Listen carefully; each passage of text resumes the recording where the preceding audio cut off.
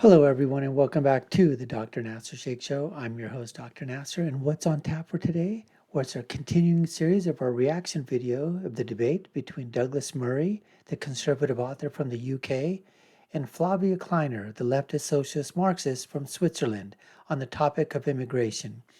Now, this debate was sponsored by the Forum on European Culture. It was a very long debate. We put it down into various parts. This is part 3 of the debate between Douglas and Flavia is going to be giving her introductory thesis on this whole question of immigration. So let's go to the debate right now. This is part 3, folks. So, good evening again. I want to drink Vinho Verde in Lisbon. I want to go there by night train, wearing a leopard-patterned pyjama in a compartment full of strangers. I want to have oranges for breakfast and know exactly where they come from. And I want to know that the workers who picked those oranges got paid for it. And I want to know that their children are going to school whose teachers went to university regardless of how much money they have. I only want to see guns when they're carried around by members of the army or tiny plastic versions of it filled with syrup. I want to remember Srebrenica and read in one of the hundreds of free news outlets that its generals were prosecuted. And I want to look at their faces while they're being walked off to prison. I want to get stuck in a traffic jam and miss an appointment because people are holding a bike manifestation. I don't ever want to smoke weed, but I want to know that in Amsterdam, I could. And I want to have windows that I can open. I want laws that protect me when I am the weakest. I want to be seen, valued, and criticized for what I actually do or did, and not for where I come from. I want to honor the people who died in persecution and our wars by recalling what and who caused those wars. I want to play the game of life by knowing its rules and writing them. I want to have the right to want everything or nothing. And there's only one place in the world where you have the freedom and the possibility to do this. And that's Europe. Actually, it's the United States of America. I just have to basically say that. Europe is fine, but the only place that you can actually do that is in the United States of America. There are still berries in Europe, honey. Because Europe stands for freedom. Europe stands for opportunities and possibilities.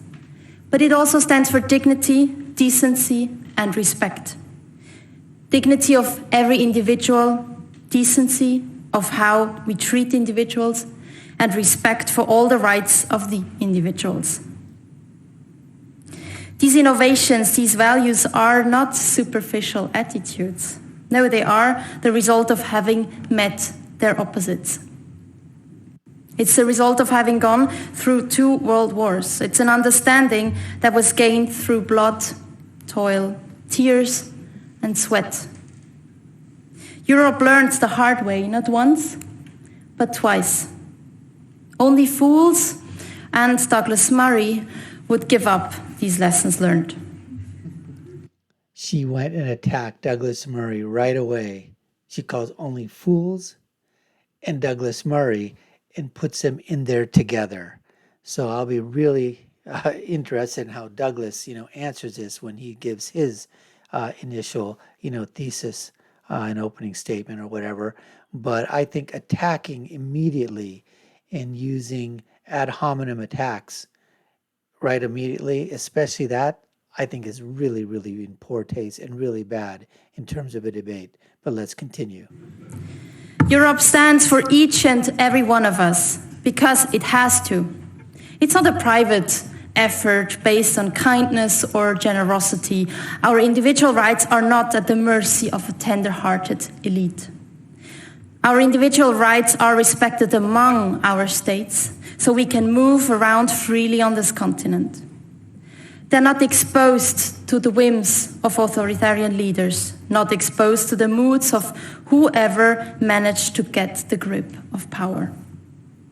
Our individual rights are protected by the rule of law and can be enforced in front of a court against the state and others who endanger our rights.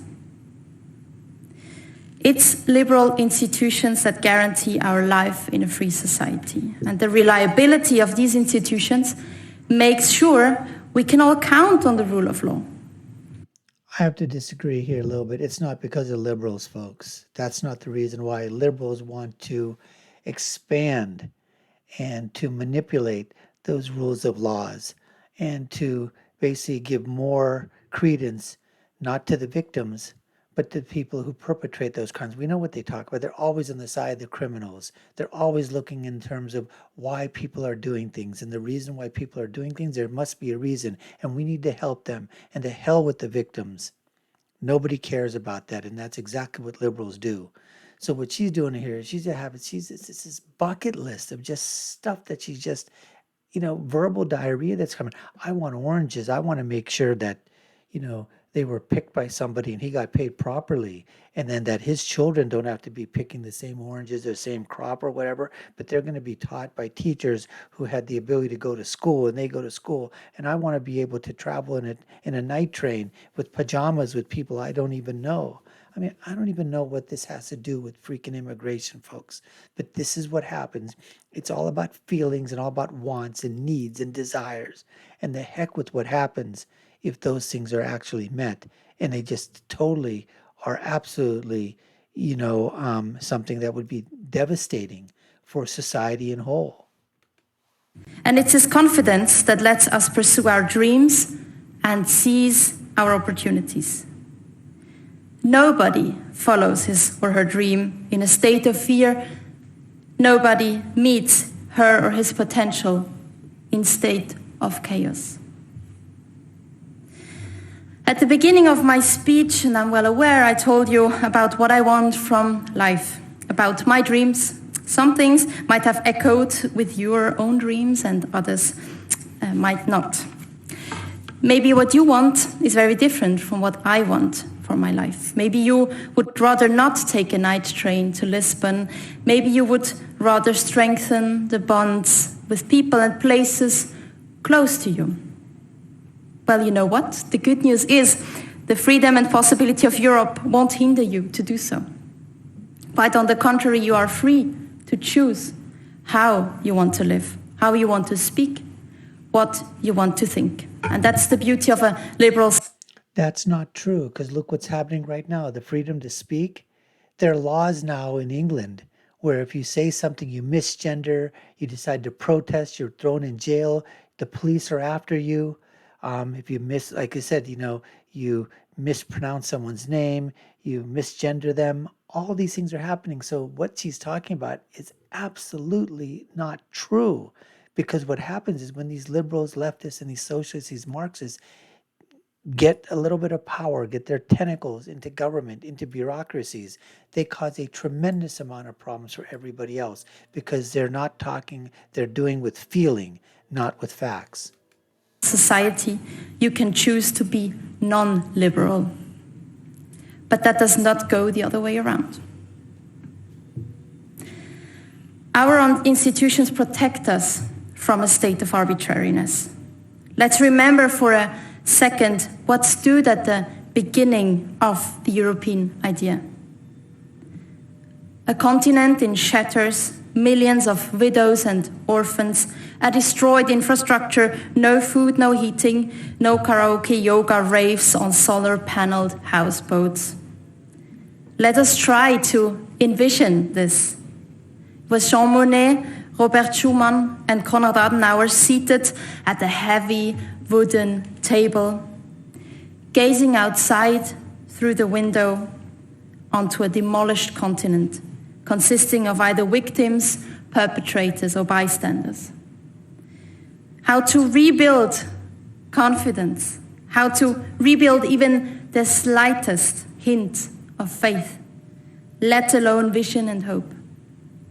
How to convince the people left that this continent had a future in store for them. A good one even. Something to fight for, something to believe in. Their common goal, the one thing they all could agree on,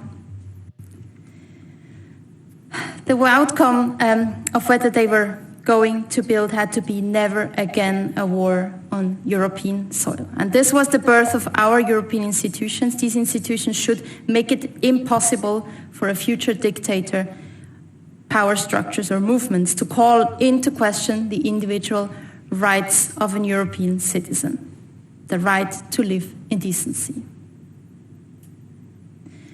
Every population... It's just a European citizen, okay? Not an illegal alien, not somebody, okay, who's just come there illegally by boat or by train or, you know, by whatever other means and has come into a country or come into Europe illegally. That's the key here, folks.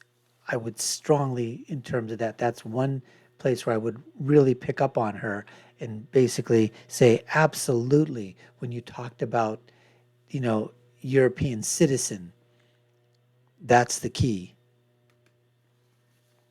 This movement has at its center the goal of destroying these institutions. Even though they are often democratically elected, which shows the liberal nature of the democratic system, once in power, they have only one goal: to deconstruct liberal institutions.